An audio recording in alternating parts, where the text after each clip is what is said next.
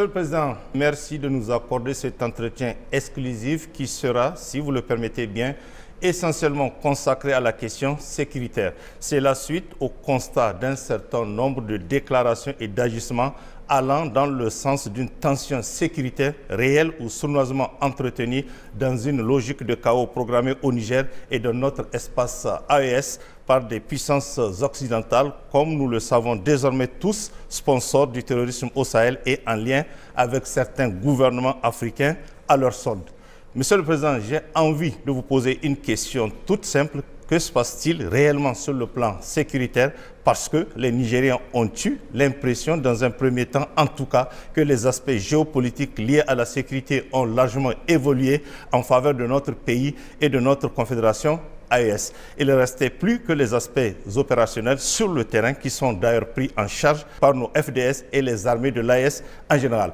Nous avons eu l'impression que les Français et leurs alliés semblent avoir bien compris que désormais, nous, Nigériens, avons pris notre destin en main et que notre dignité et notre souveraineté ne seront jamais plus bafouées chez nous. Qu'ils doivent par conséquent changer d'attitude et d'approche envers nous. Nous avons eu l'impression qu'ils semblent avoir bien compris qu'une guerre contre le grand peuple nigérien va se solder par un échec total. Par conséquent, ils ont bien intégré cette donne et que l'intervention militaire est loin derrière nous. Enfin, nous avons eu l'impression que la CEDEAO semble avoir bien intégré que la sortie des pays de la Confédération AES de leur communauté est un départ avec effet immédiat et qu'il est irréversible. Que se passe-t-il donc, Monsieur le Président, par rapport à toutes ces questions soulevées? Bonjour. Merci de l'opportunité, une fois de plus, à nous offerte pour nous adresser au peuple nigérien et de façon plus globale au peuple de la Confédération. Ayons d'abord une pensée particulière envers nos forces de défense et de sécurité qui consentent le sacrifice ultime pour garder notre pays libéré, notre pays indépendant désormais. Soyons compatissants envers nos frères civils, victimes également du terrorisme, au même titre que nos forces de défense et de sécurité.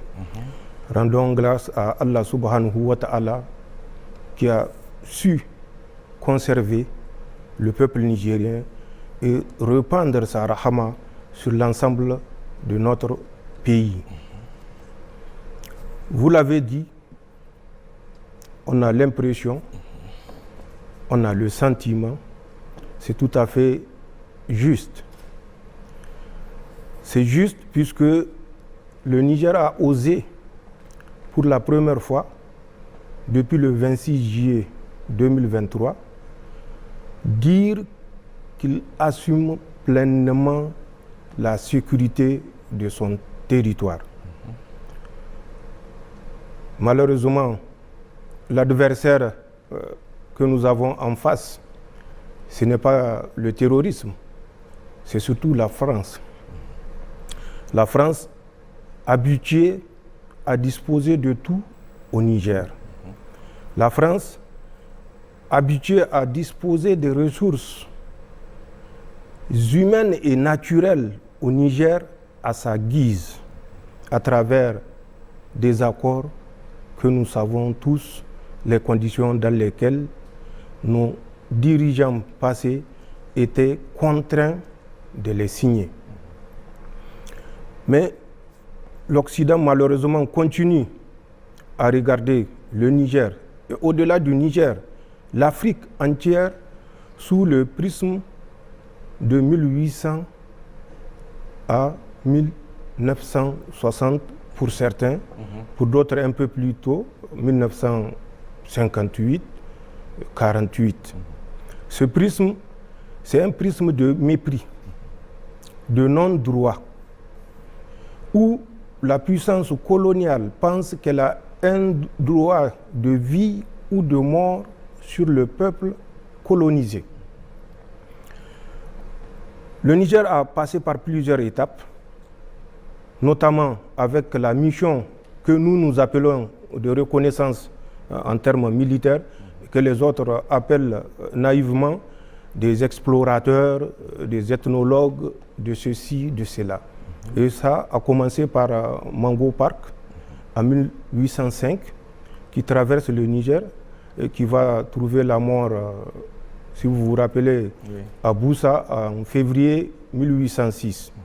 Après lui, c'est des Anglais, notamment un certain Denham et Clapperton, qui vont traverser notre territoire en 1822.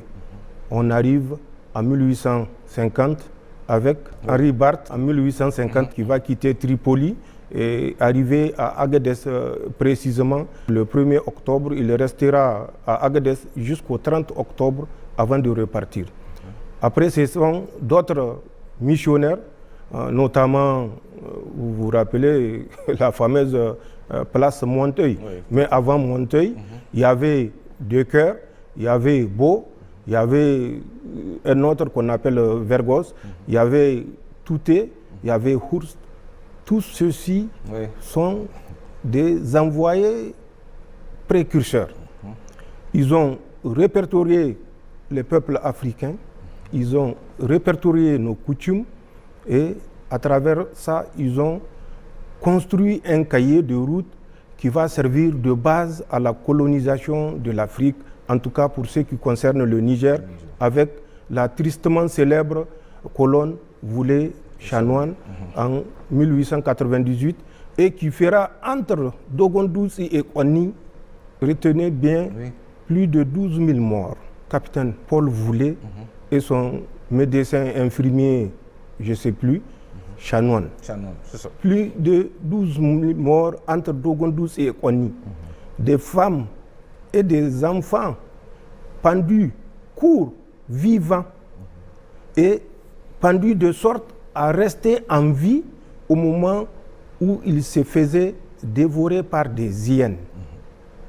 C'est ce que nous avons connu ici au Niger. Et c'est le prisme sous lequel la France a continué à nous considérer jusqu'au 25 juillet 2023. Je dis bien le 25 juillet parce que à partir du 26 juillet, les choses vont changer. Pour la France, avant le 26 juillet, aucun Nigérien n'a de droit.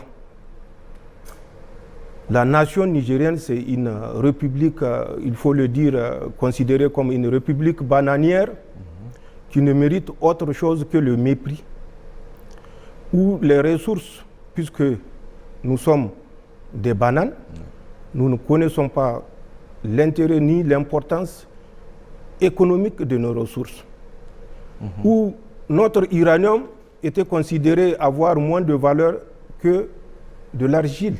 Vous vous rappelez l'argile, où notre uranium rapportait à notre PIB moins de devises que le violet de Galmi. C'est cette situation à laquelle nous avons dit stop qui a créé, je ne dirais pas le mot parce qu'aucun mot ne sera aussi fort pour qualifier la réaction de Macron et de ses sbires français et nigériens bien sûr, où on nous a prédit le ciel qui tombera sur notre tête, où on nous a prédit un pays qui va s'effondrer en moins de 2 semaines, où on nous a prédit un pays qui, s'il tient tout au plus, c'est 1 mois.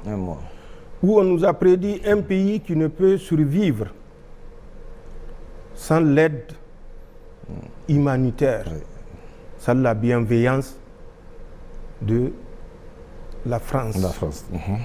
C'est ce que nous avons démenti et malheureusement, nous sommes au regret de constater que la logique suivie par la France est accompagnée par les autres pays de l'Union européenne qui ne prennent pas de distance pour analyser les faits et rétablir la justice. Mais nous sommes déterminés et c'est en ce sens que notre armée, nos forces de défense et de sécurité monteront en puissance pour prouver que notre sécurité est de notre responsabilité. Et cette responsabilité, c'est un devoir envers le peuple nigérien et nous l'assumerons en toute responsabilité. D'accord. Voilà ce que je peux dire par rapport à cette première partie. La deuxième partie, effectivement, c'est toujours les événements du 26 juillet qui ont soulevé beaucoup de vagues, mais nous savons où partait notre pays et nous savons que si nous restons les bras croisés, notre pays n'existera plus. Et c'est pourquoi les forces de défense et de sécurité, pour la première fois, en toute responsabilité, ont décidé de s'assumer et de dire que c'est le sang des Nigériens qui sera versé pour le Niger. Aucun Français, même un simple écoulement de la Rhine, n'a perdu sa vie pendant les 12 ou 13 ans qu'ils ont passés au Niger. Même un seul vélo de l'armée française n'a sauté sur un engin explosif improvisé. Mais comment saurait-il en être autrement, puisque c'est eux-mêmes qui les enterrent avec leur suppôt. Donc nous sommes conscients de ça et nous sommes conscients de nos responsabilités. Nous allons tout faire pour que nos forces de défense et de sécurité soient en mesure d'assumer cette responsabilité en toute dignité et en toute souveraineté. Monsieur le Président, vous avez évoqué la montée en puissance de nos FDS. Comment cela se traduit concrètement? Je viens de le dire, les forces de défense et de sécurité ont consenti d'énormes sacrifices. Il est de notre responsabilité face à la situation et face au génocide programmé par la France et ses acolytes que nous prenions toutes les dispositions pour mettre nos forces de défense et de sécurité dans les meilleures conditions. Mais pour mettre ces forces dans les meilleures conditions, il faut en disposer. Et c'est pour ça, la première étape a consisté à mobiliser, recruter intensément dans les rangs des forces de défense et de sécurité. En un an d'existence, le Conseil national pour la sauvegarde de la patrie a recruté plus de 25 000 hommes, que ce soit au sein des FAN, Forces armées nigériennes, que ce soit au sein de la gendarmerie nationale, que ce soit au sein de la garde nationale, que ce soit au sein de la police nationale. Nous avons recruté plus de 25 000 hommes. Les 25 000 hommes levés, ou pour certains en voie de levée, notamment pour ce qui concerne la force de protection et de développement, il fallait mettre un minimum de moyens matériels à leur disposition. Et pour ce faire, ce que nous avons dépensé, c'est plus de 150 milliards de francs CFA pour équiper, d'une part, et payer les arriérés que nous avons trouvés sur du matériel que le régime déchu avait pris à crédit, je le dis et je le répète, et que nous sommes, par devoir et par continuité de la République, nous sommes amenés à effacer les ardoises. Et nous l'avons fait, mais sachez que ce n'est pas facile. Ce n'est pas du tout facile dans un pays où, tenez-vous bien, les simples Toyota sont interdites d'être vendus au Niger. Et ça, c'est la France, accompagnée par certaines puissances occidentales, qui ont demandé expressément de ne pas vendre au Niger une aiguille qui puisse tirer sur un terroriste. Et ce sont ces mêmes pays qui viennent nous parler de droit, de légitimité, de protection. Et tout ce tapage que vous voyez s'inscrit dans ce sens. Mais en plus de la levée et de l'acquisition du matériel, nous avons également mis l'accent sur la formation. Parce que nous savons que pour un soldat, l'entraînement épargne le sang. Et par rapport à ça, nous avons pris les dispositions pour que nos militaires, nos forces de défense et de sécurité bénéficient de la formation la plus pointue partout où c'est possible. Que ce soit à l'extérieur, auprès de nos partenaires stratégiques, que ce soit à l'intérieur, en faisant toujours appel, parfois même, aux certains partenaires stratégiques qui viennent nous former le personnel pour qu'il soit à la hauteur d'accomplir sa mission. Voilà ce que nous faisons, voilà ce que nous avons fait pour concrétiser la montée en puissance de nos forces de défense et de sécurité. D'accord. Monsieur le Président, il me semble que vous posez une nuance entre le terrorisme au Sahel d'avant et d'après la prise du pouvoir par le CNSP.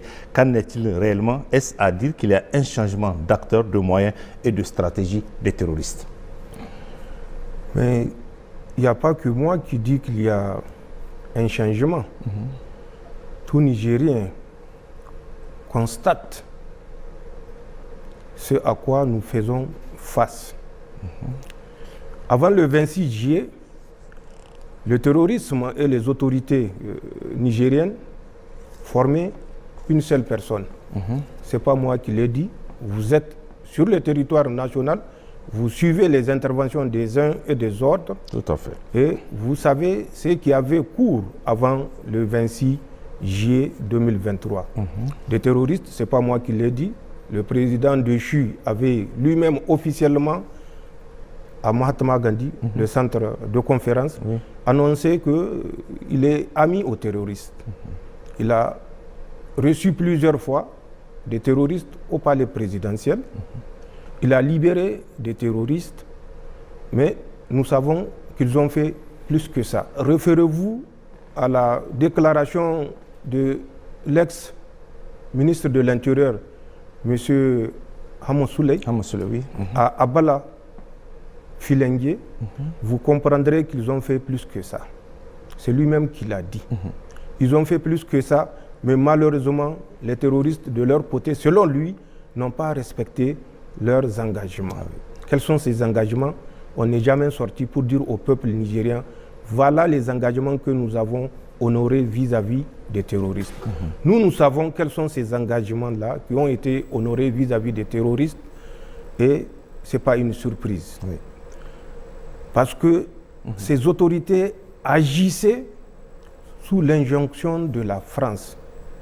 Cette même France, je le dis et je le répète, qui finance le terrorisme au Sahel.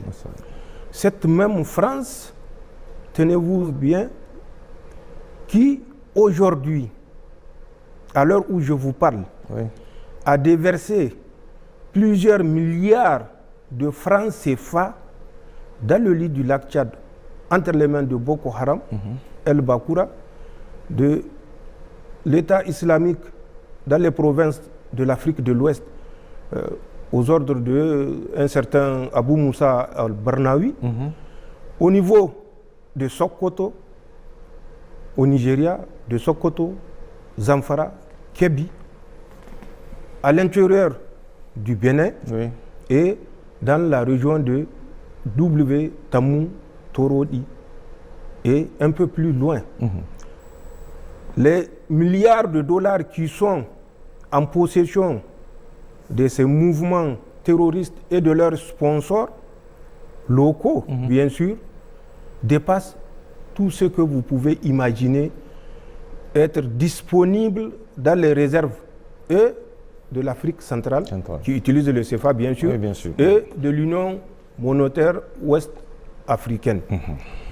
Les terroristes possèdent suffisamment de financement puisque le CFA est fabriqué par la France.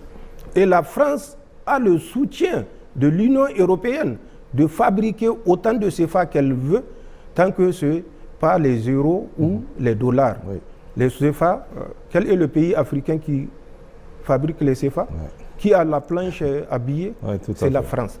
Donc, c'est pour vous dire, le financement dont bénéficient ces mouvements terroristes est un changement majeur entre ce qui se passait au temps du régime déchu et ce qui se passe depuis le 26 juillet 2023.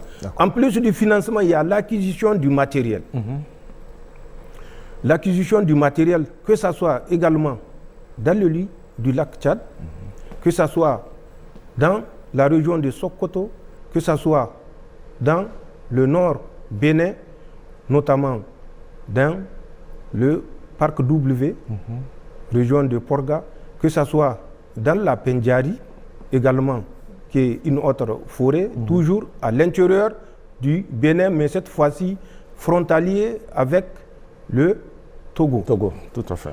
Que ce soit ici, à l'intérieur de notre territoire nigérien, que ce soit à l'intérieur du territoire burkinabé.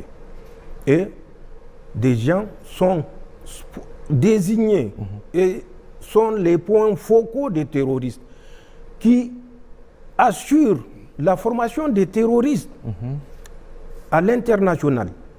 Il y a des centres d'instruction des terroristes dans un pays de l'Afrique centrale. Il y a des centres d'instruction des terroristes au sein de W côté Bénin par les forces spéciales françaises qui sont à Porga. Vous marchez 315 degrés sur 2 km, tout au plus, vous tomberez sur leur position à partir de Porga, que ce soit dans le Pendjari. Les autorités du Nigeria sont au courant. Je vois toute une tempête dans un verre d'eau, mais il faut plutôt reconnaître nos erreurs et éviter de jouer au jeu de l'Autriche qui se cache la tête quand elle voit le danger, en oubliant que la tête n'est que le 1/100 de son corps. Tout à fait. Au Nigeria, je le dis pour que ça ne donne sujet à aucune interprétation possible, Ahmed Aboubakar Rufai, qui était le responsable de leur DGDSE qu'ils ont appelé National Intelligence Agency, et qui a été remplacé récemment en août, était le point focal pour la formation, l'acquisition, le financement du terrorisme, l'acquisition du matériel. Au Bénin, le ministre de l'Intérieur, il n'a qu'à répondre à la question en fin septembre. D'accord. La commande de plus de 100 drones qu'ils ont lancés à travers un autre national, plus de 100 drones en Chine, les types DJ, Matrix, Thémal, zoom 1200 à 1500 mètres, portée 15 à 30 km, selon le signal. Il n'a qu'à répondre où sont ces matériels, ce n'est pas au profit. Et c'est des matériels, des drones option militaire avec vision nocturne. Ce matériel a été distribué à des terroristes qui sont dans le Sokoto, le Zamfara, le Kébi, des terroristes qui sont dans le W, en collaboration avec les forces spéciales françaises, des terroristes qui sont dans notre zone du Gourma, et certainement au Burkina et plus loin au Mali, puisque nous avons suivi la répartition et ces individus n'ont qu'à répondre à leur peuple de la destination de ce matériel commandé que nous sommes prêts à prouver si besoin est. Mais je vous ai cité leur nom pour que personne ne pense que ce que nous disons, c'est juste pour nous dérober de nos responsabilités. Nous ne sommes pas habitués à nous dérober de nos responsabilités. Nous allons assumer nos responsabilités. Donc ces terroristes actuellement bénéficient de soutien matériel, soutien financier et soutien en formation de la part de la France, avec bien sûr la bienveillance des autres puissances occidentales. Parce qu'il suffit qu'ils disent à la France d'arrêter, je suis sûr que la France va arrêter. Mais puisqu'ils sont complices et que le Niger mérite une correction, il faut bien sûr encadrer les terroristes pour que, en fin de compte, le Niger tombe et qu'on prouve au monde, à l'Afrique et aux Nigériens en particulier, que nous ne sommes pas dignes de toute autodétermination, nous ne sommes pas dignes de nous assumer et que nous sommes que des incapables. Mais Allah subhanahu wa ta'ala est avec le véridique et Inch'Allah, ils vont échouer. D'accord. Monsieur le Président, c'est quand même grave ce qui se passe, mais qu'en est-il dans les détails de cette stratégie de déstabilisation pour que les Nigériens et le monde entier comprennent de quoi il s'agit? La stratégie de déstabilisation, elle est simple. Elle consiste, dans un premier temps, comme je l'ai dit, à financer, à équiper, à entraîner et à positionner des mouvements terroristes le long de la frontière de la Confédération. Pas seulement du Niger, mais de la Confédération. Parce que l'objectif étant la dislocation de la Confédération. En ce sens, qu'est-ce qu'ils ont fait? Les Français, avec bien sûr l'accompagnement de l'Union européenne, qui reste, malgré l'évidence, accrochée à la politique meurtrière et folle des autorités françaises, les Français ont positionné déjà le 25, je dis bien le 25, la nuit du 25 au 26 octobre 2023, du matériel dans le bassin du lac Tchad. Au moment où il s'est replié, où il s'est désengagé du Niger, en passant bien sûr par la voie terrestre qui nous liait avec la République sœur du Tchad. Oui. Ils ont pris contact avec les terroristes.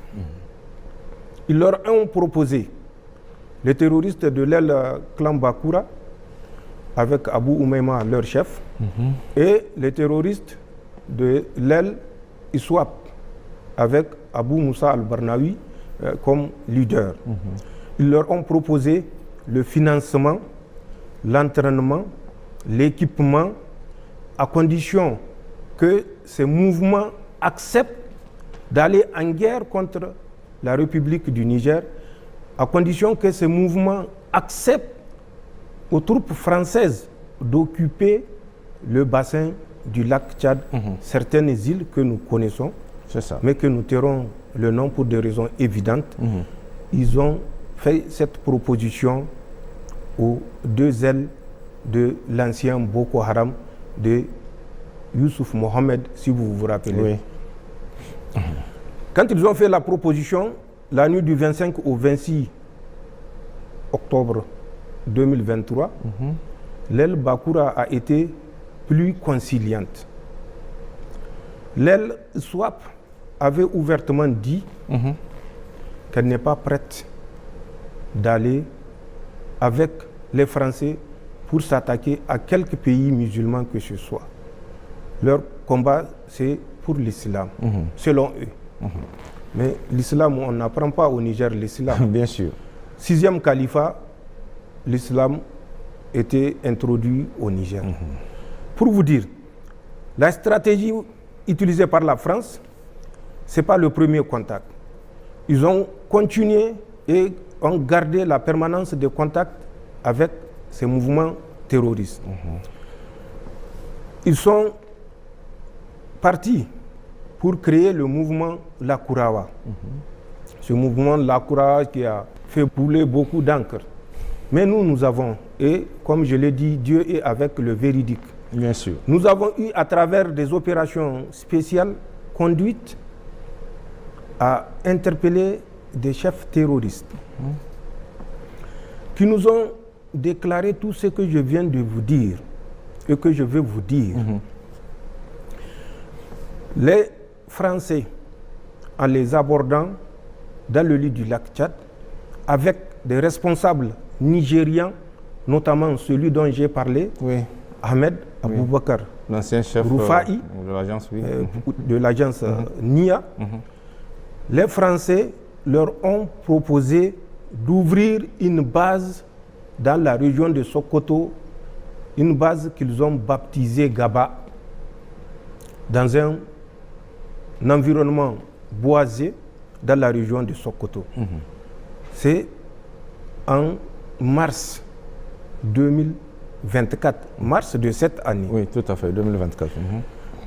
Ils leur ont proposé, une fois cette base ouverte, c'est de faire la jonction entre l'État islamique au Grand Sahara qui opère au Mali, la jonction avec les éléments terroristes de ISWAP qui sont dans le bassin du lac Tchad. Je dis bien ISWAP, pas Boko Haram, Bakura.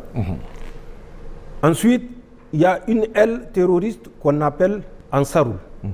Quand nous avons eu cette information, nous avons pensé que le Nigeria était le Nigeria. Nous avons appelé Ahmed Aboubakar Rufai pour lui faire part de l'intention qui se dessine dans le sens de l'ouverture d'un front Lakurawa dans le Sokoto et dont la base sera composée de l'État islamique au Grand Sahara qui opère dans le nord Mali, de Ansarul qui opère à l'intérieur du Nigeria et de ISWAP. C'est une branche de l'État islamique, mais qu'ils appellent la Daoula des îles, et qui est sous les ordres, comme je l'ai dit, d'un certain Abou Moussa al-Barnawi, qui est le fils de Youssouf Mohamed. Son vrai nom, c'est Habib. Donc, avec les combattants de ces structures-là, voilà l'intention que la France a d'ouvrir un autre front. Nous l'avons fait parce que nous avions pensé que le Nigeria était sincèrement engagé dans la lutte antiterroriste. Nous avons permis aux agents nigériens de prendre contact avec les terroristes que nous avons arrêtés, les chefs terroristes des émirs. Ce n'est pas un, ce n'est pas deux, ce n'est pas trois, qui nous ont tous rapporté la même chose. Nous l'avons appelé, son équipe est venue, la DG2SE a mis à leur disposition les moyens roulants, les a pris en charge pendant près d'une semaine pour qu'ils mènent les investigations et découvrent. Malheureusement, nous regrettons de l'avoir fait puisque nous avons compris que ce débriefing a conduit certains émirs à se braquer parce que le message qui leur a été passé était un message de fourberie, de tromperie, de duplicité. La France ne s'est pas arrêtée à ça. La France a continué. Ensuite, dans les bassins du lac Tchad, qu'est-ce qu'ils ont fait? Après la rencontre du 25 au 26 octobre, ils sont revenus dans la nuit du 10 au 11 janvier pour débarquer un lot important de matériel, armement et autres au profit des terroristes El Bakura. Le 29 janvier, plus tard, ils reviendront sur une île qu'on appelle Bourtungur, Bourtungur qui est à 10 km à l'est de Bosso, où les terroristes étaient réunis pour la circonstance. Toutes les armes jugées être vétustes par les Français ont été remplacées. Les armes individuelles AK-47, que ce soit les armes collectives et les équipements, notamment à travers la fourniture des mines. Tenez-vous bien, même des mines antipersonnelles, alors que l'usage est officiellement interdit. Et que la France est signataire de cette interdiction. Ils les ont dotés de ces armes-là. Ils les ont dotés des armes anti-chars, donc des mines. Ça s'est passé le 29 janvier 2024. Plus tard, ils sont revenus et ça ne fait que monter en surenchère. En novembre, octobre d'abord, le 16 de cette année, ils sont revenus avec d'importantes sommes d'argent. Nous l'avons annoncé dans un éditorial qu'ils ont toujours en gage de leur volonté et pour prouver au mouvement Boko Haram qu'ils sont sincères dans leurs relations et qu'ils ont promis l'équipement, non seulement, mais la fourniture des vedettes. C'est des pirogues, oui. Les vedettes des pirogues avec moteur, mais pas des pirogues. Hein. C'est des vedettes conçues pour le déplacement sur la mer ou toute étendue d'eau. D'accord. Ils ont promis 100 vedettes au mouvement Boko Haram. Le 7 novembre, ils sont revenus avec, tenez-vous bien, pour l'aile Bakura, 1 milliard de francs CFA. Pour l'aile réticente de ISWAP, ils ont promis 4 milliards de francs CFA s'ils acceptent seulement que les Français s'installent définitivement dans leur zone d'influence à l'intérieur du Nigeria. Puisque c'est une zone où j'ai servi et je connais particulièrement toutes les îles du bassin du lac Tchad, que ce soit du côté du Niger, que ce soit du côté du Nigeria, que ce soit du côté du Tchad. Nous avions manœuvré à pied pendant des mois en 1996 et en 1997. Donc c'est une zone que je connais parfaitement. Ils ont promis, si ISWAP accepte qu'ils s'installent, 4 milliards de francs CFA à l'État du Nigeria. Ils ont promis une somme. Je laisse le monopole au président Tinubu de dire combien les Français lui ont proposé pour s'installer dans l'État du Borno. D'accord. C'est pas fini. Les Français ont mobilisé les terroristes et quand ils étaient arrivés en décembre, le 7 décembre, voilà ce qui s'est passé. Ils ont décidé, toujours pour vous donner une idée et pour donner au peuple nigérien l'envergure du grand complot international qui est ourdi, ils ont demandé à Boko Haram de constituer une compagnie de 150 hommes qu'ils vont positionner dans le nord du Niger. La France s'occupe du paiement intégral du salaire des 150 combattants déployés par Boko Haram, qui seront rejoints par les mouvements, ça c'est les Français qui ont dit ça, qui seront rejoints par les mouvements de Riseboula. Ensuite, des mouvements rebelles qui sont dans le nord du Tchad. Et ils vont faire un front commun installé à l'intérieur du Niger, dans les chaînes du nord Niger, pour faire la guerre au Niger. Nous avons donc les combattants installés dans les chaînes du nord Niger.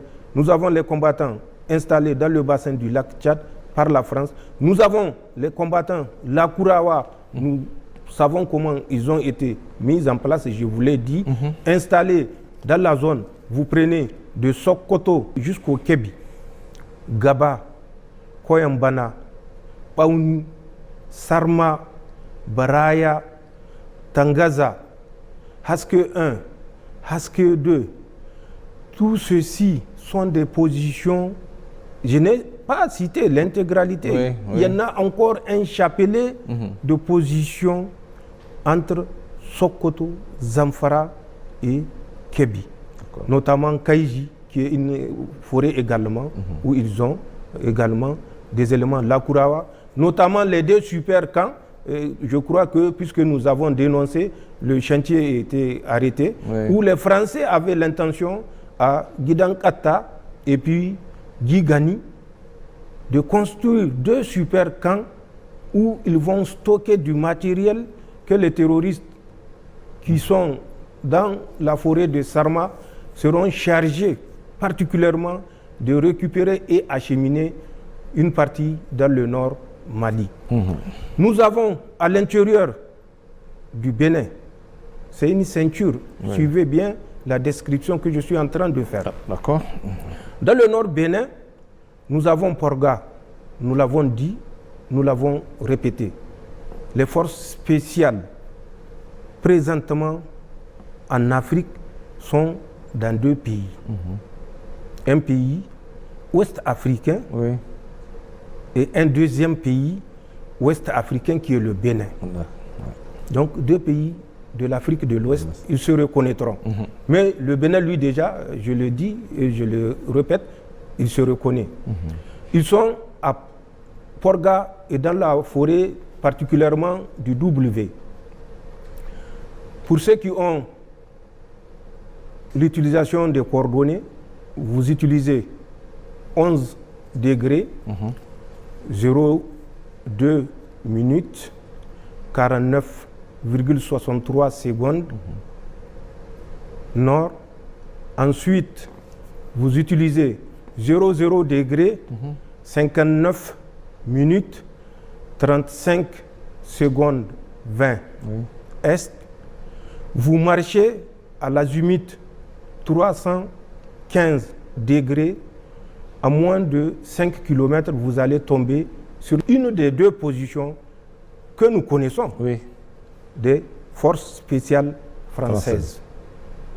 Que ceux qui doutent peuvent se mettre à l'exercice et essayer.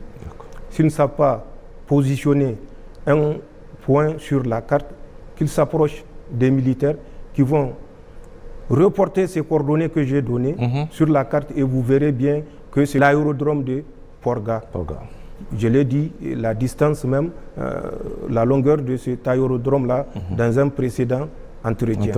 Marcher à moins de 5 km sur l'azimut pour faire court et que les gens comprennent, nord-ouest, vous tomberez sur la deuxième des positions que nous connaissons à l'intérieur du Bénin. Ces forces spéciales qui sont au Bénin sont chargées de l'encadrement, du financement et de la formation et équipement des mouvements terroristes, toujours tendant à ceinturer le Niger et les États de l'AES, la Confédération. D'accord. Ils ont ouvert 2 centres d'instruction.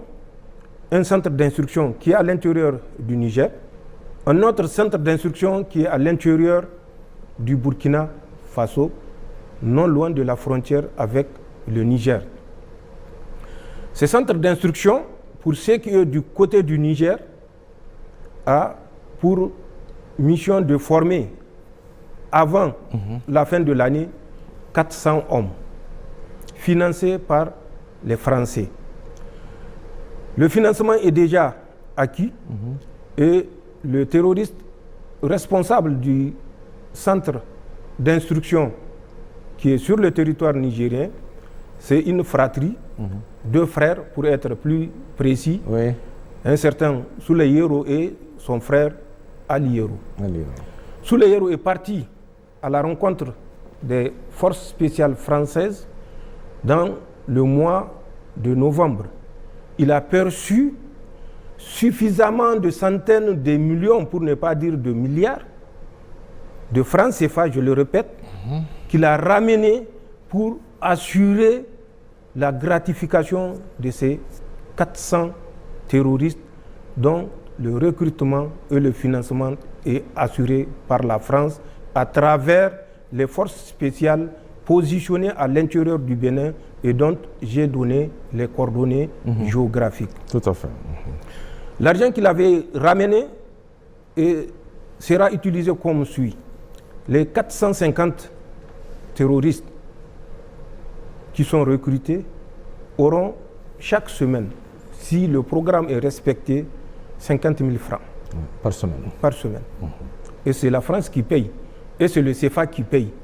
Ce n'est plus le CFA, c'est le CFRA, Communauté financière française, puisque ça n'a rien d'Afrique. C'est la France qui paye et la France, ça ne lui coûte rien du tout de dépenser des CFA. Le centre d'instruction qui est du côté du Burkina, également, nous n'avons pas certes l'effectif, mais bénéficiera des mêmes avantages que le centre d'instruction qui est basé sur notre territoire. Mais avant, il est important de le rappeler, en mai, première quinzaine du mois de mai 2024, les Français avaient à un certain moment fait courir la rumeur, le temps de se rendre compte que c'est une bourde, et ils se sont tus. Ils avaient annoncé, à travers toujours leurs médias maléfiques, que les autorités nigériennes, du Niger, nigériennes, pas nigérianes, bien sûr, nigériennes, auraient envoyé des terroristes à l'intérieur du Bénin pour kidnapper des Occidentaux, précisément un Canadien et puis un Danois. Ils se sont rendus compte que c'est une bourde, puisque c'est des instructeurs qu'ils avaient recrutés eux-mêmes. Maintenant, pour faire avaler le boa aux Africains, c'est le voleur qui crie au voleur. Ils se sont rendus compte que ça ne les sert pas. Et nous avons suivi ces deux otages entre parenthèses. L'évolution, je l'ai dit lors d'un entretien précédent, également de ces deux otages sur le terrain. D'accord. Ces deux otages ont été mis à la disposition d'un certain Jafar Diko, qui est émir. Ces deux otages, entre parenthèses, avaient pour but de former dès lors les mouvements terroristes. Je vous parle de mai 2024. Quand ils ont fini la formation sur la position de Jafar Diko, alias Abou Mahmoud, ils ont été récupérés par un certain Sombo Doktoro qui n'est autre que le gendre de ce Jafar Diko, accompagné d'un certain Habib Djoul, je le répète, je l'ai déjà dit. Ils les ont récupérés, ils les ont ramenés toujours du côté du Burkina, dans la ville de Déou. Nous suivons leur mouvement, nous étions informés au jour le jour de leur mouvement, au jour le jour de ce qu'ils dispensent comme cours au profit des terroristes, et au jour le jour de la progression de leur macabre plan. La boucle n'est pas bouclée pour les Français. En Côte d'Ivoire, en août 2024, le 6 août précisément, les anciens Nigériens Des anciens Nigériens, vous dites? Oui, des anciens Nigériens. Vous avez suivi la déchéance de leur nationalité. Je reviendrai là-dessus sur certains experts qui polémiquent sur cette déchéance de nationalité. Donc, ont été convoqués à une réunion à Abidjan. 8 représentants des déserteurs nigériens, des fuyards nigériens, étaient arrivés à Abidjan le 6 août. La rencontre qui devait avoir lieu le 8 du mois d'août était une rencontre de haut niveau. Elle s'est tenue à Jacquesville, c'est toujours non loin d'Abidjan, en Côte d'Ivoire. Pour les autres de moindre importance, ils ont participé à la rencontre du 7. Mais la rencontre du 8, un ex-général avait participé pour représenter le Niger, bien sûr, en présence de la France et d'une autre puissance. Et au cours de cette rencontre, il a été décidé de former, avant la fin de l'année 2024, des troupes qui vont être utilisées pour déstabiliser les pays de la Confédération. Cette formation aura lieu du 2 octobre au 15 novembre au 43e Bima, le fameux camp que les Français auraient remis généreusement, sans tambour ni trompette, aux Ivoiriens. Aux Ivoiriens, oui. La formation s'est tenue dans ce camp et effectivement, une centaine d'agents subversifs ont été formés dans ce camp, mais pour camoufler le recrutement de cette centaine d'agents subversifs, ils ont été associés à des forces spéciales ivoiriennes. Ils ont été associés à la garde républicaine ivoirienne. Ils ont été associés à la sécurité du président de la République de Côte d'Ivoire. Ils ont été associés au bataillon du commandement et de soutien ivoirien. Ce sont ces 4 formations ivoiriennes plus la 5e formation de la Confédération, comprenez bien ce que je veux dire, qui ont pris part à cette formation au 43e BIMA du 2 octobre au 15 novembre, soit 6 semaines de formation. Pour qu'ils comprennent que ce que nous disons n'est pas juste de la fabulation, le contenu de la formation était essentiellement sur l'utilisation de 3 types d'armes, notamment le FAMAS qui est français, un type d'arme que nous n'utilisons plus, mais qu'ils ont modifié, qu'on appelle arme automatique modèle 52, à laquelle ils ont adapté une lunette de tir. Ensuite, bien sûr, le AK-47 pour faire bien pour la force destinée à la Confédération. C'est ça. Puisque si elle opère sur notre territoire avec des FAMAS, ça peut éveiller des soupçons. Donc, il y a l'arme AK-47 qui a été utilisée dans le cadre de cette formation. C'était une formation intense sur le service de l'arme, sur des séances de tir dans toutes les conditions, sur le combat en milieu urbain, suivez bien ce que j'ai dit, le combat en milieu urbain, sur la reconnaissance des résidences des VIP, sur la prise d'otages, enlèvement. Je dis bien prise d'otages, enlèvement. Des forces ont été formées et entraînées pendant 6 semaines à ce métier par les forces spéciales françaises. Les instructeurs étaient 11. 6 étaient venus de la métropole et 5 étaient des instructeurs du 43e BIMA. Sur les 5 instructeurs du 43e BIMA, il y avait des Ivoiriens d'origine, mais qui ont la nationalité française, qui sont des instructeurs au nom de la France, puisqu'ils sont des Français. Tout à fait. C'est la boucle de l'encerclement, non seulement du Niger, mais de la Confédération. Voilà ce que la France est en train de faire, malheureusement, et nous sommes au regret de le constater, avec l'accord, malgré les démentis hypocrites des chefs d'État africains, des responsables africains, tout simplement parce que pour eux, le sein versé dans la Confédération, s'il leur permet de faire un 2e ou un 3e mandat ou un 4e, n'est pas une perte. Tout à fait. Ce n'est que du profit. D'accord. Imaginez le machiavélisme qui anime ces gens qui pensent œuvrer pour le bien de la CEDEAO. De quelle CEDEAO parle-t-on en réalité? Voilà le dispositif d'encerclement que la France a mis en place pour nuire au Niger.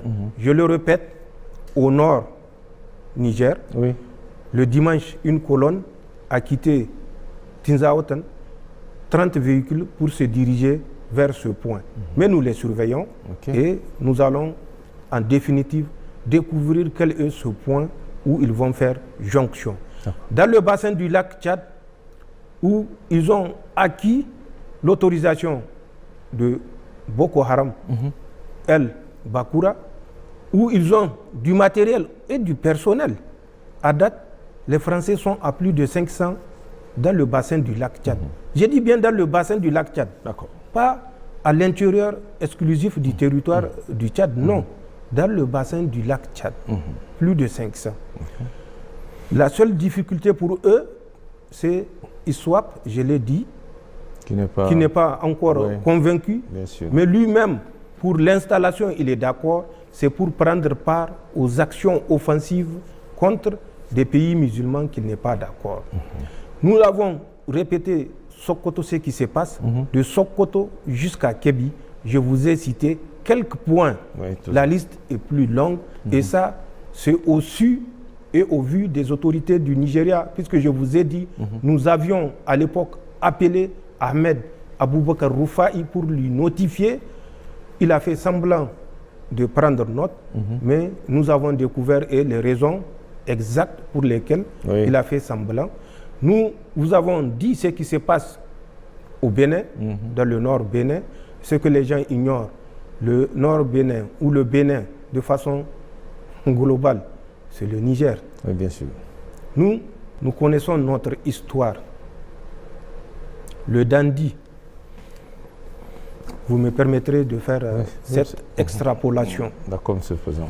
Le dandy, le grand dandy, englobait ce qui est devenu plus tard le Bénin. Avant l'arrivée de Daoud et Al-Haji Hanga qui venaient de Gao, c'est les descendants des derniers Askia, notamment l'Askia Soumaïla. Ils étaient arrivés dans le dandy, bien sûr, bien avant leur arrivée, il y avait un roi dans le dandy.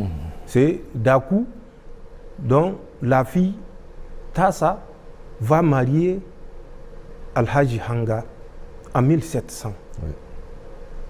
C'est de ce mariage-là qu'une lignée va naître. Lignée qui va prendre, si vous voulez, le pouvoir. Et le premier, après Al-Haji Hanga, c'est son frère Daoud, avec lequel ils étaient venus de Gao. En 1761, c'est leur fils, le fils de Al-Haji Hanga, un certain Samsou Beri, qui va prendre le pouvoir. Mais à l'époque, leur capitale était à Gabou. C'est pas Gaïa. Gaïa, c'est lui qui va venir à Gaïa, c'est Samsou Beri. Il va quitter Gabou, où était déjà roi son oncle. C'est son oncle qui était le roi. Il va quitter et il s'installe à Gaïa. À partir de Gaïa, Samsou Beri va régner jusqu'à 1779. Je dis bien 1779.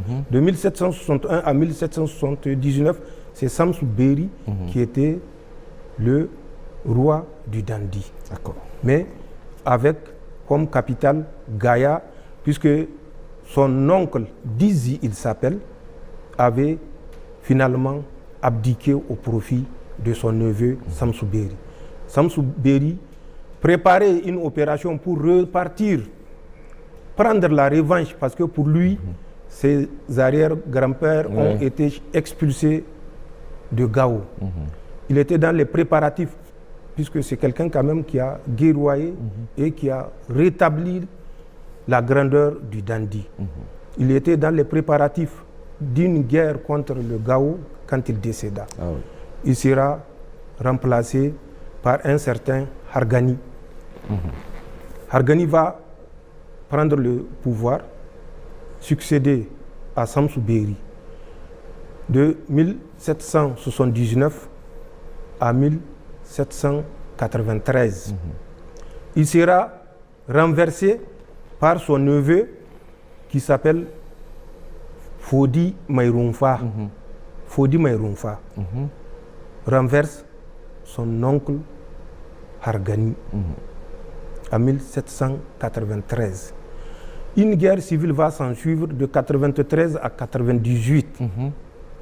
Guerre au cours de laquelle, malheureusement, Hargani sera tué. Et quand Hargani sera tué, sa famille va traverser le fleuve et s'installer à Karimama pour former la deuxième royauté à Karimama, mais qui reconnaît quand même la souveraineté de Gaïa. Cette famille va former l'aile. Plus tard, Fodi Maïroumfa aura des difficultés avec un de ses oncles, Samsou Kaina, également, qui va rentrer en conflit avec Fodi Maïroumfa. Et suite à la confrontation inévitable, les descendants de Samsou Kaina vont dans un premier temps rejoindre la famille de Hargani à Karimama avant que la localité de Madekali, 20 km de l'autre côté, à l'intérieur du territoire béninois. Et c'est là où sera la troisième lignée et le Dandi sera réparti en 3 principautés, mais dont la souveraineté est du Dandi côté Gaïa. Donc la famille de Samsou Beri, à travers son fils Fodi Maïroumfa, qui va décéder en 1805, restera à Gaïa. La famille de Hargani, qui a traversé et s'installé à Karimama, va régner à Karimama. Et la famille de Samsou Kaina, qui a, à partir de Karimama, continué sur Madekali, va régner à Madekali. D'accord. Et c'est ce qui s'est passé et c'est l'histoire. Mais avant ça, vous avez connaissance de 1505 avec Askia Mohamed, le Bariba et tout le reste du Bénin. Nous sommes frères. Nous connaissons l'histoire, donc nous ne disons rien pour nuire à qui que ce soit, mais nous ne pouvons être responsables devant l'histoire également par excès de gentillesse, par excès de compréhension, être à la base de la dislocation, complice de notre pays, encore moins de notre confédération. Donc, c'est les manœuvres initiées par la France à travers le positionnement de ces mouvements terroristes dans le nord Niger, dans le bassin du lac Tchad, dans le Sokoto, le Zamfara, le Kébi et dans le nord Bénin à travers les forces spéciales. Et puis cette dernière formation dont je vous ai parlé et qui a eu lieu du 2 octobre au 15 novembre au 43e BIMA et dont l'aboutissement a été la formation une centaine d'hommes au profit de la Confédération et qui vont s'occuper de la Confédération au moment opportun. Et c'est ça l'objectif du 15 décembre qui n'a pas été atteint. Et vous comprendrez bien quel est le motif à la rencontre du 15 de ce mois. Nous sommes en décembre.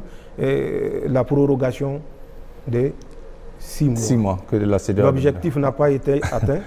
La mobilisation n'a pas été totale, mais elle a été accélérée à travers ce que je venais de vous dire, le mouvement d'une colonne ayant quitté Tinzawatan à bord de 30 véhicules et qui doit faire jonction avec les 150 Boko Haram soutenus et financés par la France. Chaque faction du lit du lac Tchad, Swap et Bakura auront généreusement 500 millions par mois.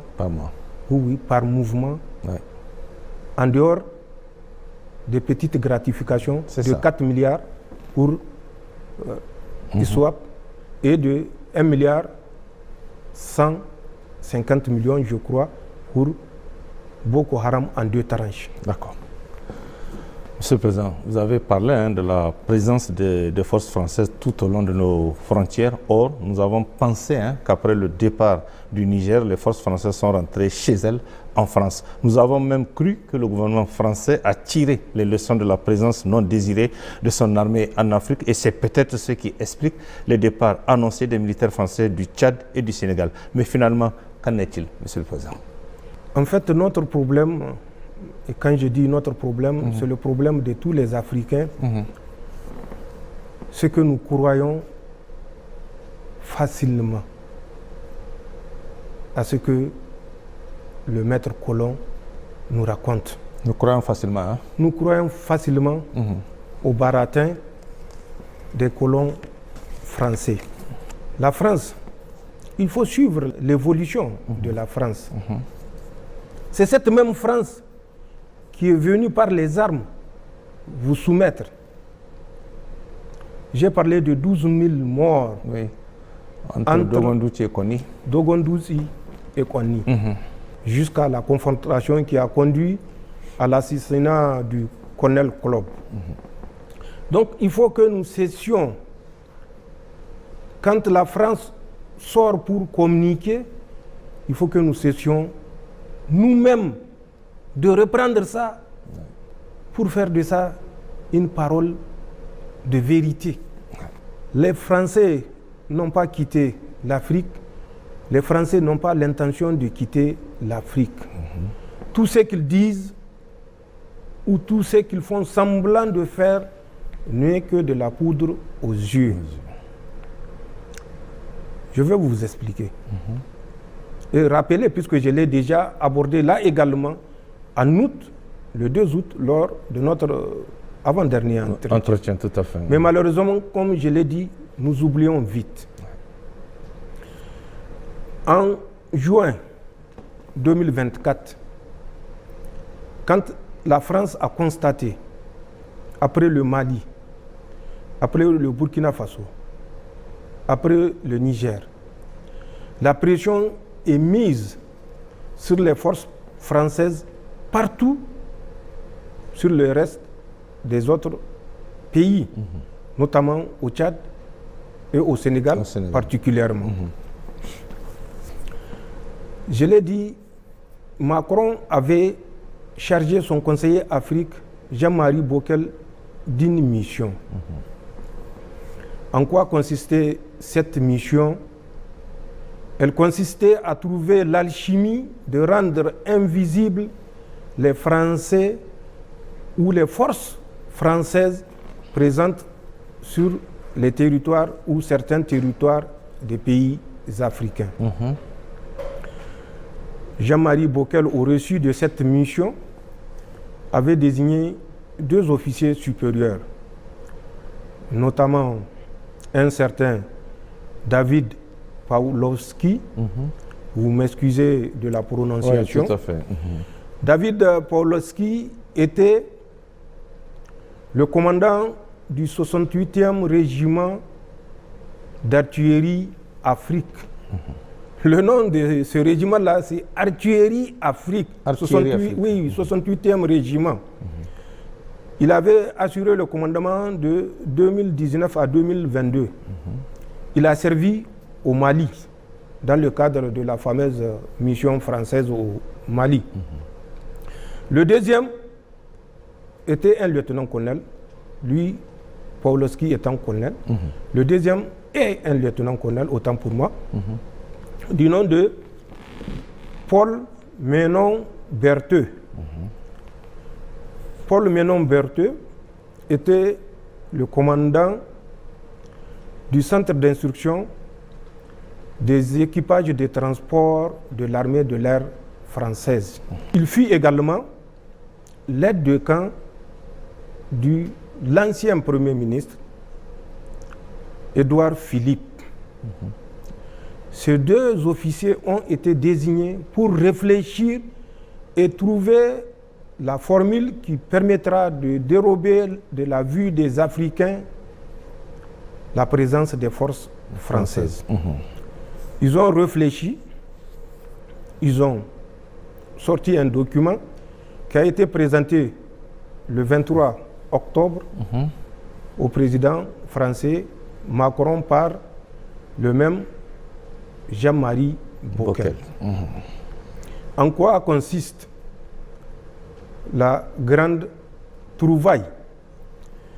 Elle consiste, à l'instar des États-Unis, puisque les États-Unis ont un commandement pour l'Afrique, la France également. Ils n'ont d'ailleurs jamais inventer ou créer quoi que ce soit, tant qu'ils n'ont pas triché. Oui. La France a également trouvé son commandement pour l'Afrique. Ce commandement pour l'Afrique n'est une autre astuce que le redéploiement des troupes présentes et mieux supplémentaires sur les territoires africains. En quoi faisant? Le commandement pour l'Afrique, en plus des bases qui sont au Tchad, en Côte d'Ivoire, au Gabon, au Sénégal, je ne parlerai pas de Djibouti, puisque Djibouti, c'est beaucoup d'autres puissances qui sont là-bas. Les Français vont dire, bon, vous voyez, le Niger ne nous aime pas, ils disent que nous sommes en Djibouti. Oui, donc, je leur fais cadeau de Djibouti, et pour me concentrer sur ces quatre-là, ces forces-là, on va faire croire aux Africains qu'elles ont été désengagées. Et pour ce faire, ils ont annoncé au Tchad, ils ont 1000 hommes. 1000 hommes, j'ai dit bien 1000 hommes. Oui. Or, comme nous le savons, plus de 1300 de leurs 2000 hommes désengagés du Niger sont restés au Tchad. Ceux qui sont partis par la voie routière, c'est nous qui les avons escortés jusqu'à la frontière à Daboa. Donc nous connaissons leurs effectifs, ils sont plus de 1300. Et à cela s'ajoute déjà à peu près 10 000 hommes repartis sur les camps saturés de N'Djamena, de Faye à Larjo et de Abéché. Et tout cela, on ne fait qu'à que de 1000 hommes sur les 11 000 et quelques. Et de ces 1000 hommes, 600 à 700 vont être désengagés. Mais le désengagement, ne vous y trompez pas, c'est un vol de jour avec un atterrissage de nuit. Mais pour revenir toujours et pour aller un peu plus vite, au Gabon, ils ont prévu également de réduire leurs effectifs. C'est le cas également au Sénégal. En Côte d'Ivoire, ils n'ont pas prévu de réduire les effectifs. La remise du 43e BIMA, c'est juste une formalité. D'accord. On vous restitue le 43e BIMA, mais les soldats français qui sont dans le 43e BIMA seront redéployés dans les autres positions occupées par l'armée française à l'intérieur du territoire ivoirien. Donc c'est ça la grande trouvaille du commandement pour l'Afrique. Mais mieux, ils ont désigné 6 pays où ils vont déployer des forces spéciales ou des forces particulières, pour ne pas dire forces spéciales. Ces 6 pays de l'Afrique, ce n'est pas moi qui le dis, c'est dans le rapport que Jean-Marie Bockel a présenté le 23 octobre à Emmanuel Macron comme stratégie pour rendre les Français, militaires français, invisibles en Afrique. 6 pays, notamment la Guinée, où ils ont déjà une force spéciale, le Bénin, où ils ont une force spéciale également. Ensuite, le Congo, c'est leur projet. Le Congo-Brazzaville, où ils vont déployer un contingent français. La République démocratique du Congo, ils vont également déployer un contingent français. La Mauritanie, où ils vont déployer un contingent français. Le Cameroun, où ils vont déployer un contingent français. Il faut que ça soit clair. En dehors du Bénin et de la Guinée, où c'est confirmé la présence des forces spéciales françaises, les autres pays, je parle du programme Commandement pour l'Afrique et ce que les Français ont prévu. C'est un projet. Les autorités de ces pays sont au courant ou non je n'en sais rien. D'accord. Mais voilà le redéploiement envisagé. Ensuite, pour les pays anglophones, le Ghana et le Nigeria, ils ont présentement, et c'est à travers cette cellule qu'ils sont en train de nous nuire, ce qu'ils appellent une mission de défense. Cette mission de défense va évoluer toujours conformément à la grande trouvaille en détachement de liaisons interarmées qui sera d'un effectif de 100 à 150 hommes par pays. Donc le Ghana et le Nigeria. Ce détachement de liaison interarmée aura pour mission, en cas de crise dans un pays, de servir de pont aux troupes françaises qui seront déployées dans ce pays en crise. Toujours à revenir pour jouer ce jeu de la gendarmerie nationale africaine. En dehors du Ghana et du Nigeria, où ils vont évoluer de la mission de défense en détachement de liaison interarmée, ils ont également prévu 3 autres pays qui sont la Tanzanie, la Namibie et le Botswana. Le commandement pour l'Afrique va déployer des militaires français en Tanzanie, en Namibie et au Botswana. Donc, de 4, à quoi on va aboutir? À une vingtaine de pays, où les Français vont s'installer. Est-ce qu'on peut, en toute rationalité, parler de retrait des troupes françaises? Quand en plus des 4 pays, il y a une quinzaine d'autres pays qui s'ajoutent, et qu'on nous fasse croire que la France est dans les dispositions de retirer ses forces d'Afrique, la France est dans les dispositions de laisser les pays africains s'autodéterminer, tout dépendra de notre détermination à nous imposer. Comme le disait le roi Faisal bin Abdul Aziz, Allah lui accorde sa rahama, malheur aux faibles qui se couchent et se soumet aux forts. Malheur aux faibles qui se couchent et se soumet aux forts. Je veux que les Nigériens retirent la sagesse de ces mots. Je veux que le peuple de la Confédération retire la sagesse de ces mots pour comprendre le combat qui est devant nous.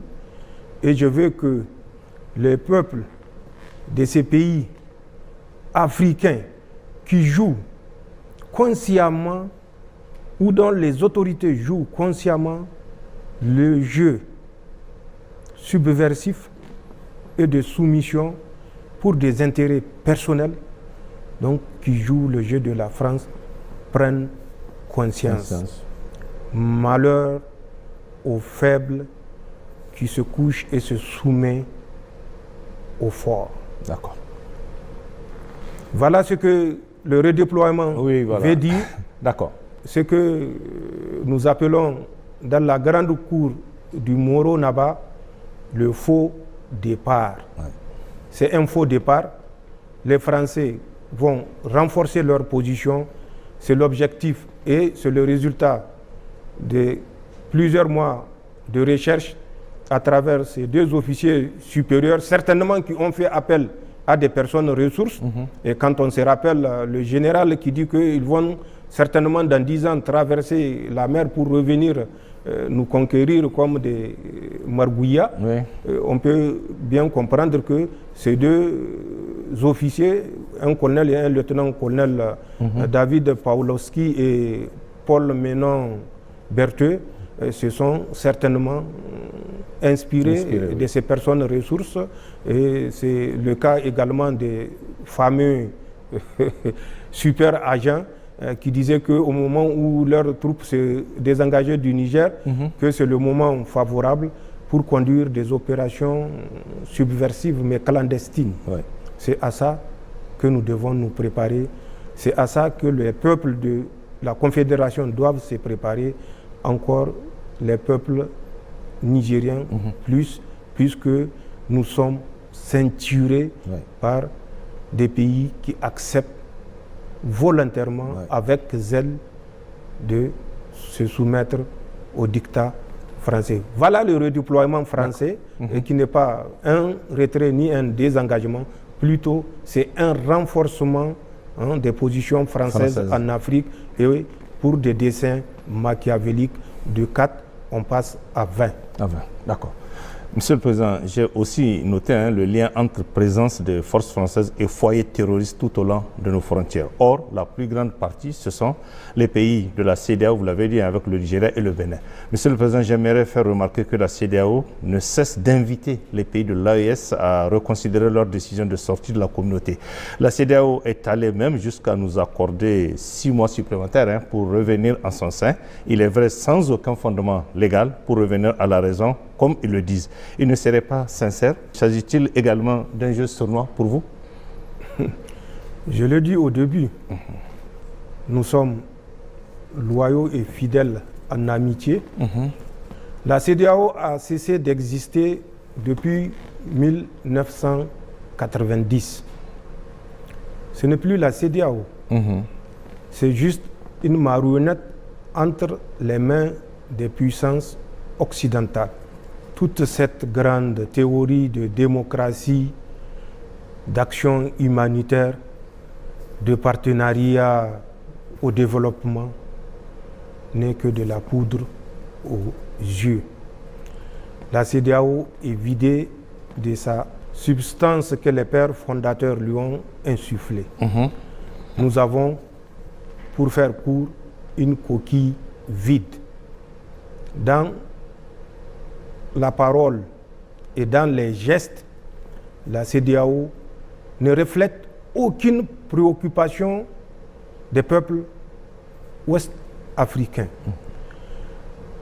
La CEDEAO est le bras de la légitimité que les puissances occidentales utilisent pour nous maintenir sous domination, pour garder nos matières premières à leur portée et leur usage à leur guise. Nous remercions la CEDEAO pour ce bonus de 6 mois, mais nous disons à la CEDEAO que depuis le 28 janvier 2024, nous ne sommes plus membres de la CEDEAO. Et ça, c'est de façon irréversible. C'est de façon irrévocable. Ils ont dit par rapport au texte, nous avons jusqu'au 29 janvier 2025 pour revenir à la raison, comme si, de la même façon qu'ils ont perdu la raison, ils pensent que nous avons perdu la raison. Nous sommes lucides. Le drame de la CEDEAO, je l'ai dit, c'est 2-3 chefs d'État qui sont prêts à verser le sang de ceux qu'ils qualifient de frères et qui ne sont nullement leurs frères, qui sont prêts, dis-je, à verser le sang de leurs frères, entre parenthèses, pour se maintenir pour un 2e mandat, un 3e mandat et un 4e mandat. Cherchez à découvrir quels sont ces chefs d'État qui sont dans cette logique. Vous découvrirez de qui je parle. D'accord. Mais nous, le délai bonus de 6 mois ne nous engage pas. C'est un non-événement. C'est plus qu'un non-événement, puisque c'est un événement qui n'a pas eu lieu pour nous. D'accord. pour qu'il soit un non-événement, il faut qu'il existe, il faut qu'il se passe. Nous avons quitté la CEDEAO, nous ne reviendrons pas. Nous ne sommes pas, comme l'a dit le roi Faisal, Abdul Aziz, paix à son âme, nous ne sommes pas ces gens-là, ces faibles-là, qui acceptent de se soumettre et de se coucher devant le fort. Nous avons fait un choix mûrement réfléchi. Nous savons où est l'intérêt de la Confédération, où sont les intérêts de nos peuples du Sahel, et nous savons les intérêts que défendent ces puissances occidentales. Ce n'est pas pour faire notre prospérité. Si ces chefs d'État, pour les raisons que je viens de dire, concèdent aux puissances occidentales, eh bien, que ces chefs d'État leur concèdent leur territoire pour qu'ils exploitent à merveille. Mais ça ne sera pas chez nous et ça ne sera pas dans la Confédération. Et ça, c'est une certitude. Que ceux qui acceptent de se soumettre au fort se soumettent. Nous avons fait un choix. Nous savons que c'est un choix difficile. Et nous avons pour devoir moral de tenir tous ensemble face à ce choix difficile, face à ce choix où c'est une question de survie pour nous. De la même façon qu'il est une question de survie pour la France, que vous voyez déjà, l'uranium qui lui manque a provoqué une certaine situation catastrophique où des familles sont condamnées à fouiller dans des poubelles. Face à ça, vous croyez que la France nous laissera tranquille?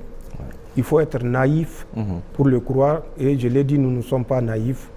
Nous laissons la CEDEAO qui a fait ce choix de la naïveté à continuer dans cette naïveté. Le bonus ne nous engage en rien. Nous sommes résolument et nous sommes déterminés à poursuivre notre chemin pour le bonheur de nos populations, bonheur basé sur la souveraineté de nos ressources naturelles et sur la souveraineté également de notre labeur, puisque jusqu'au 25 juillet, les Nigériens travaillent pour la France. Les ressources nigériennes appartenaient à la France. À la France. Donc, nous avons fait un choix, nous nous assumons. Et nous appelons l'ensemble des peuples africains conscients, l'ensemble des peuples africains qui ne sont pas prêts à se soumettre au plus fort, de rester avec nous et d'être avec nous. D'accord. Monsieur le Président, pour finir cet entretien, quel sera votre message à l'endroit du peuple nigérien et de nos concitoyens de l'AES? Message ou les messages que j'adresserai au peuple nigérien et au peuple de la Confédération et au-delà au peuple africain sont les suivants. Pour les Nigériens, nous suivons certaines personnes qui pensent que le contexte est un contexte qui prête à des positions partisanes, un contexte qui prête à des positions dilatoires. De Nigériens qui pensent que c'est le moment de jouer aux apatrides. C'est vrai, ils l'ont fait. Beaucoup l'ont fait et ils sont actuellement en fuite. Ils ont signé des documents autorisant les forces étrangères à bombarder le peuple nigérien. Nous sommes conscients, en toute communauté, il y a des renégats, mais que ceux qui sont sur le territoire nigérien comprennent que le combat n'est pas le combat du CNSP. C'est un combat de tous les Nigériens. Le CNSP a fait sa part en délivrant ce pays de la domination coloniale, néocoloniale et impérialiste. Quand j'écoute, malheureusement, des personnes instruites, docteurs ou professeurs ou chercheurs, qui pensent que le simple fait, par exemple, de déchoir ces renégats qui ont incité à détruire le Niger de leur nationalité, que cela est un acte d'injustice. Je me dis que le Niger a malheureusement des jours sombres, puisque, pour un peu caricaturer, c'est un aveugle qui est guidé par un autre aveugle plus aveugle, parce que non seulement il est aveugle, mais il est sourd et muet. C'est ça le drame à travers ces personnes instruites du Niger qui pensent que c'est le moment de jouer au dilatoire, c'est le moment de jouer au perroquet. Nous avons des citoyens, des concitoyens qui sont partis à l'extérieur pour ternir l'image de nos forces de défense et de sécurité, qui se sacrifient depuis plus de 13 ans contre le terrorisme pour maintenir ce pays entier, pour maintenir ce pays stable, pour maintenir ce pays uni, pour maintenir ce pays solidaire. Et que des gens s'attaquent pour des besoins ou des intérêts égoïstes et partisans à nos forces de défense et de sécurité et les qualifier de tous les noms d'oiseaux. Ceci est inacceptable et que ceux qui pensent qu'ils peuvent en toute liberté s'adonner à ça feraient mieux de prendre les chemins de la vingtaine de fuyards qui sont dans les pays voisins ou en Occident. Nous ne permettrons pas que nos forces de défense et de sécurité, qui ont consenti d'énormes sacrifices, soient vilipendées, soient discréditées, soient clochardisées à travers les mots de certaines personnes irresponsables et inconscientes. Je rappelle l'histoire parce que malheureusement, on découvre que beaucoup de Nigériens ne connaissent pas leur histoire. La déchéance de la nationalité. Mais, et c'est ce qui est regrettable, et c'est ce que je disais, l'aveugle sourd-muet qui tire un aveugle qui lui sort de guide. Et c'est la situation dans laquelle le Niger s'était retrouvé et que, avec l'aide d'Allah, Inch'Allah, nous allons y remédier tous ensemble. D'accord. En 1959, Issa Diop, c'est un député national, El Sawaba. Quand le mouvement Sawaba a été dissous, Issa Diop a été expulsé, déchu de sa nationalité, qu'il ne reconnaissait même pas, les autorités de l'époque, et expulsé purement et simplement du territoire national. Lui, c'est le plus chanceux, parce que d'autres membres du mouvement Sawaba ont été poursuivis et lynchés à mort sur le territoire national nigérien, le même territoire que nous partageons aujourd'hui. Exposés à la vindicte populaire, parce que à l'époque, les Africains n'avaient pas compris qui tirait les ficelles. ce n'était pas Diori Hamani ou bien le RDA qui tirait les ficelles. C'était la France coloniale et néo-coloniale qui tirait les ficelles. Plus tard, c'est un officier qui a été expulsé. Je tairai son nom pour des raisons qui me sont particulières. D'accord. Qui a été expulsé du territoire national parce qu'il n'est plus nigérien. Nous, ce que nous avons fait, Oui. c'est des dispositions que nous avons prises pour conserver notre pays face à des renégats qui se sont alliés aux puissances occidentales pour appeler au meurtre des Nigériens. Vous croyez que nous allons hésiter une seule seconde pour mettre à l'écart 20, 30 Nigériens pour préserver la vie de 26 millions de Nigériens? Que les Nigériens comprennent que la lutte que nous avons engagée, Dieu merci, avec nos frères de la Confédération, est une lutte noble. C'est une lutte de survie. C'est une lutte d'affirmation de notre dignité en tant qu'être humain tout court. C'est une lutte d'affirmation de notre souveraineté et de notre droit à assurer notre autodétermination en tant que peuple sahélien tout court.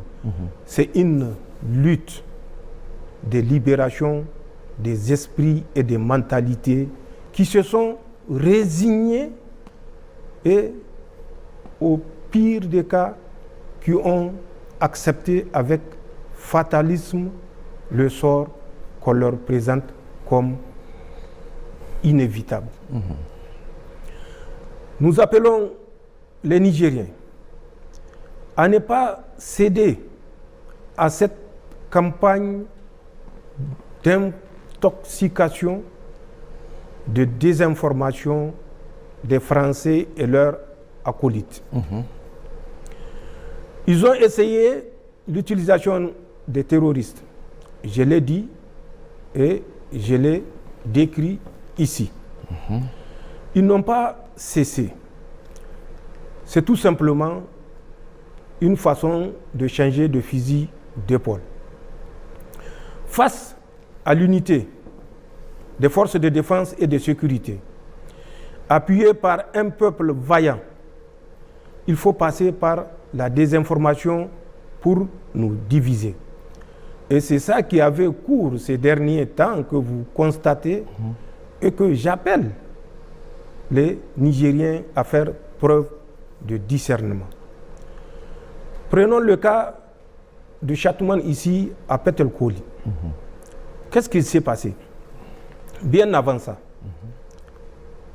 il faut que les Nigériens soient reconnaissants envers leurs forces de défense et de sécurité.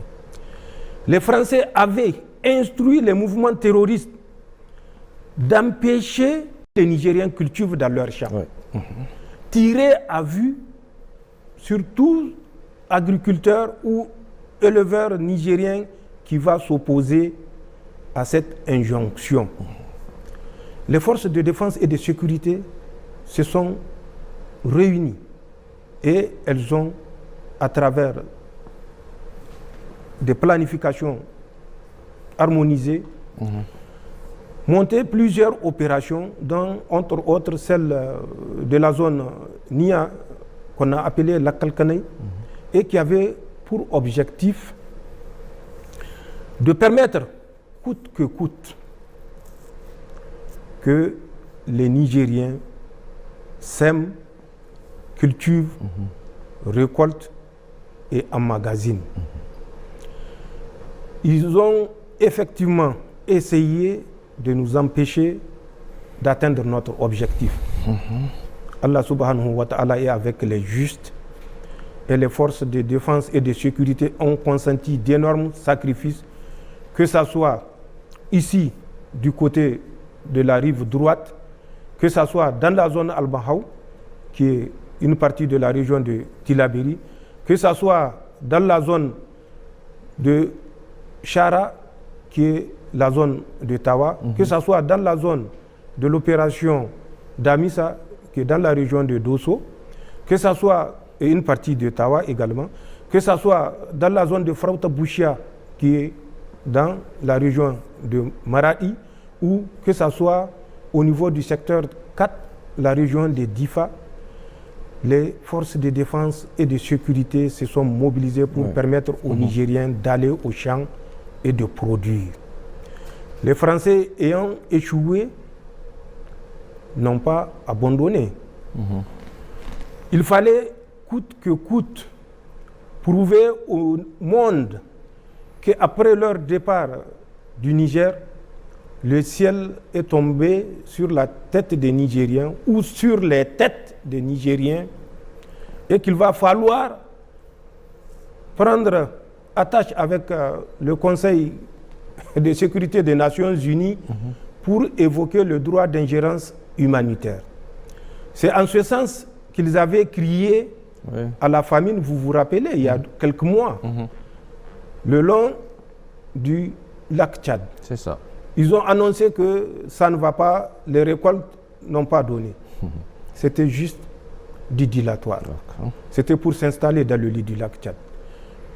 Ils ont annoncé au Niger, déjà du 20 au 26 juillet de cette année, que des éléments des forces de défense et de sécurité sont tombés dans une embuscade. 500 morts. Ensuite, ils sont revenus vers le 26 pour dire autant pour nous, nous avons révisé le bilan, c'était 200 morts. Récemment, vous avez suivi à travers ce qui s'est passé à Petelkoli. Petelkoli, c'est de la lutte informationnelle. Qu'est-ce qui s'est passé à Petelkoli?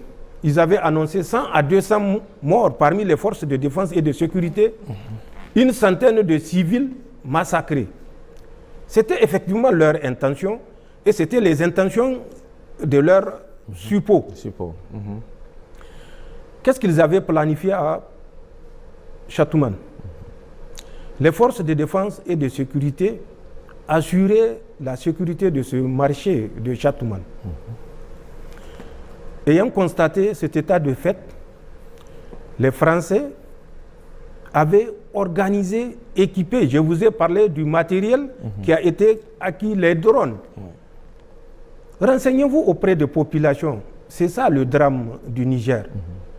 On reste à Niamey, on écrit des articles sans s'approcher des populations qui sont dans la zone considérée.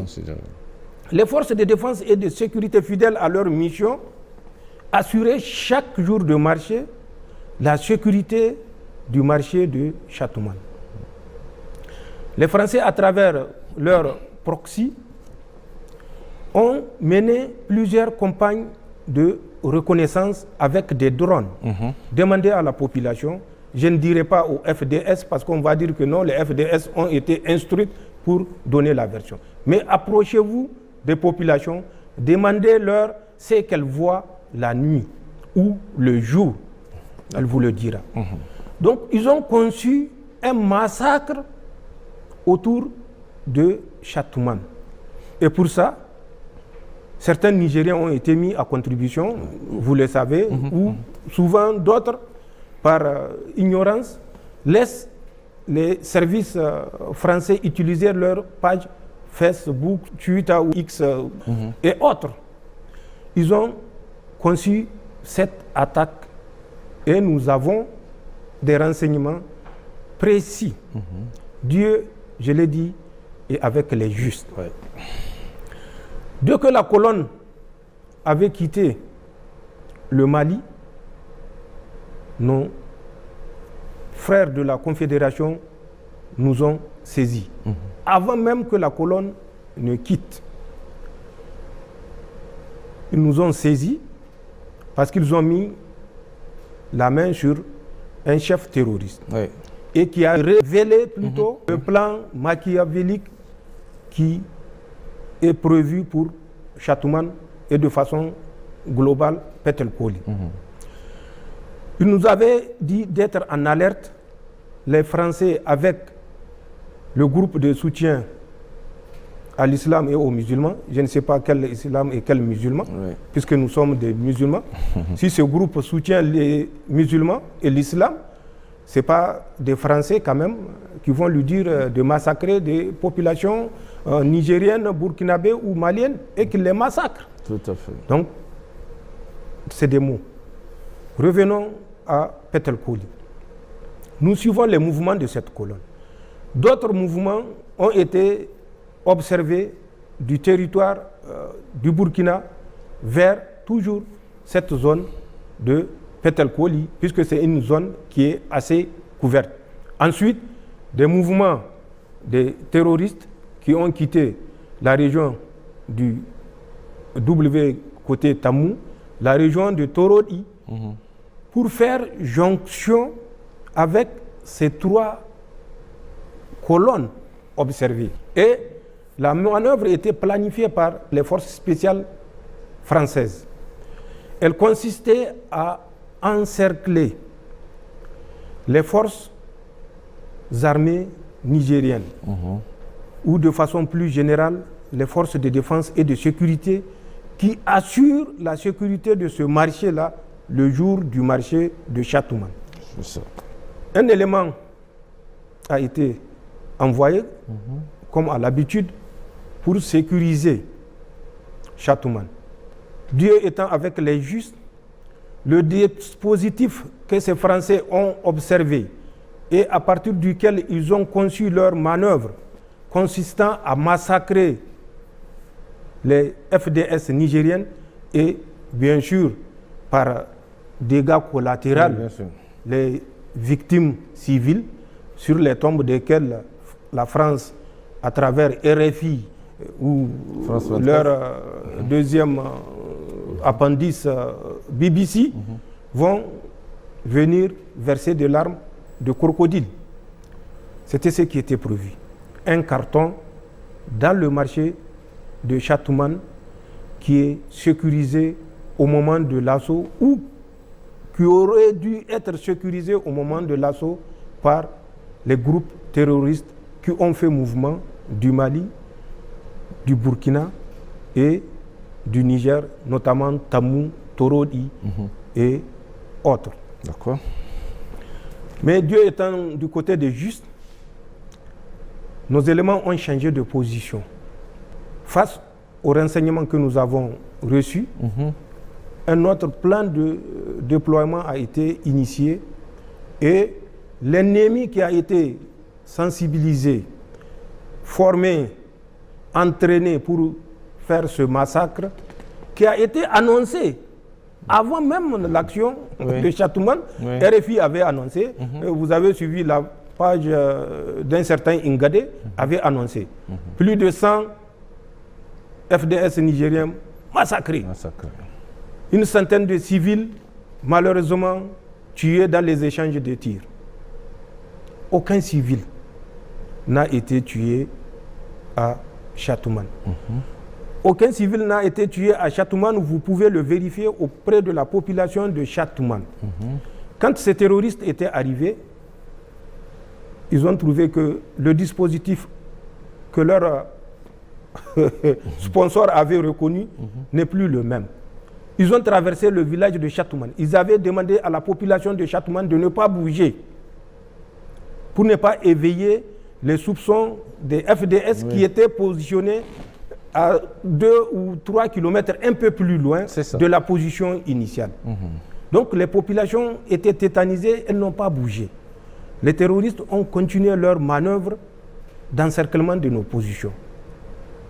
Ce qui s'est passé, à un certain moment, les FDS nigériennes vont observer le mouvement de 3 motos. Et ils ont des drones. Les mêmes drones que la France avait commandés à travers le ministère de l'Intérieur béninois au profit des terroristes. Les mêmes drones que la France avait commandés à travers Ahmed Aboubakar Roufaï pour équiper les terroristes Lakurawa nous avons des drones, petits drones tactiques plus performants. Ils ont utilisé ces drones et au cours de la reconnaissance, ils ont constaté cette manœuvre d'encerclement. Oui. Et c'est là où, compte tenu du nombre mobilisé par les terroristes, avec, bien sûr, l'appui de leurs sponsors, les éléments ont fait des tirs de fixation sur l'ennemi pour essayer de l'empêcher de se déplacer et pouvoir se réorganiser et dans l'ordre se soustraire de la nasse que les terroristes étaient en train de tisser autour de nos forces de défense et de sécurité. Donc c'est dans cet échange de coups de feu qu'une de nos Toyota a été touchée, où il y a eu 5 martyrs. Et puis, au cours toujours du combat, pour que les FDS se repositionnent, se réorganisent, il y a eu 5 autres qui sont tombés. Ce qui fait malheureusement 10 éléments de forces de défense qui vont tomber ce jour-là. Aucun civil n'est tombé. Vous pouvez demander à la population de Châteauman. Je ne dirai pas à RFI de venir demander, puisque RFI ne peut pas venir demander. Mais les suppôts de RFI qui sont sur notre territoire, nous le savons et qui sont nombreux, peuvent aller se renseigner et donner le résultat à RFI. Aucun civil n'est tombé à Châteauman. Pour se rattraper, puisqu'ils ont découvert certainement, puisqu'ils ont des infiltrés, même dans les campagnes, qu'est-ce qu'ils ont fait? Ils ont fait le montage de Libéry. Regardez bien les images de Libéry. Demandez à la population de Libéry qu'est-ce qui s'est réellement passé. Vous comprendrez la malveillance avec laquelle la France est déterminée à mettre le Niger au pas, au prix des sacrifices des milliers et des milliers de Nigériens. Malheureusement, comme ils l'ont réussi au Nigeria, je ne sais pas si vous avez vu une récente étude qui fait qu'à le 23 mai 2023 au 24 avril 2024, 600 000 Nigérians ont été tués par les mouvements terroristes. Plus de 2 millions ont été pris en otage, avec à peu près 3 milliards de dollars de paiement de rançon. Ces chiffres que je donne, c'est les chiffres du Bureau national de la statistique du Nigeria. Vous pouvez vérifier, et ils ont communiqué. 600 000 tués, 2 milliards 790 millions de dollars. De rançon. Exactement, de paiement de rançon. Et ça, c'est ce qui a été officiellement enregistré. Il y a des paiements de rançon qui se font à l'insu des autorités. Bien sûr. Ils sont nombreux. Donc, c'est pour vous dire, c'est cette même situation que la France veut créer au Niger. Nous n'allons pas nous taire et il n'est pas de notre responsabilité de nous taire. C'est une façon d'appeler les Nigériens à comprendre les enjeux, à comprendre ce qui se passe et à éviter d'être les porte-voix de la France néocoloniale. Le message que je lance aux compatriotes nigériens, c'est de continuer à garder cette flamme que nous avons allumée pour notre indépendance totale, allumée. Le message que j'ai envers les Nigériens et les autres peuples de la Confédération, c'est de continuer à prier pour que nos États restent debout. Aucune puissance, quelle qu'elle soit, n'est au-dessus de la puissance d'Allah subhanahu wa ta'ala. Le message que je lance, c'est un message de solidarité entre peuples nigériens et entre peuples de la Confédération. Prenons conscience des enjeux, prenons conscience du combat, prenons conscience de l'âpreté du combat, puisque c'est un combat qui sera âpre et dur. C'est un combat qui sera certainement dans le long terme. Ce n'est pas un combat d'1 an ou de 15 mois ou de 17 mois. Tout à fait. Que les Nigériens qui pensent que c'est le CNSP qu'ils attaquent en répandant des contre-vérités se ressaisissent et comprennent que s'ils sont tranquillement assis devant un écran de télévision en train de délivrer des absurdités, c'est parce qu'il y a des Nigériens qui ont accepté de se sacrifier pour qu'ils puissent se prêter à cet exercice. Par respect pour la mémoire de ces martyrs, que ces martyrs soient civils ou militaires, par respect envers leur mémoire, nous devons dire la vérité sans esprit partisan, ni clanique, ni malveillance aucune. Restons solidaires. Nous profiterons pour souhaiter bonne fête de Noël à tous nos frères nigériens et de la Confédération. Qu'ils restent vigilants parce que la menace est réelle, qu'ils restent vigilants lors des commémorations de ces fêtes de Noël et de fin d'année, puisque la malveillance est sponsorisée au vu et au su de la communauté internationale et de certains renégats et dirigeants malheureusement de nos pays africains.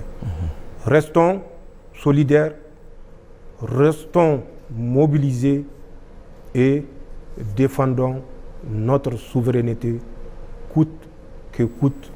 Le chemin a été indiqué par nos forces de défense et de sécurité. Le chemin a été indiqué par nos chefs religieux.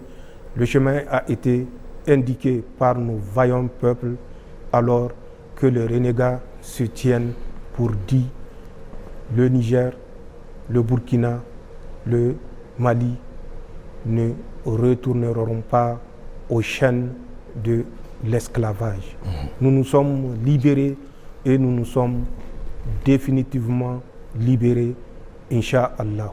Aucune pression, aucune menace, aucune injonction ne saurait nous ramener dans le juron du Niger d'avant le 26 juillet 2023 ou dans le juron de la Confédération ou de l'Alliance des États du Sahel avant le 31 juillet 2023, puisque précisément c'est le 31 juillet 2023 que la Confédération est née.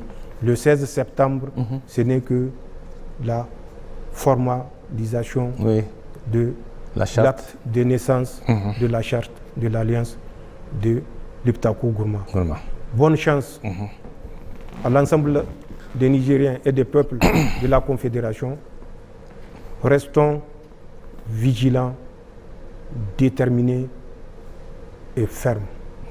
Voilà les messages que je tiens à annoncer à mes compatriotes et à mes frères de la Confédération. Je vous remercie.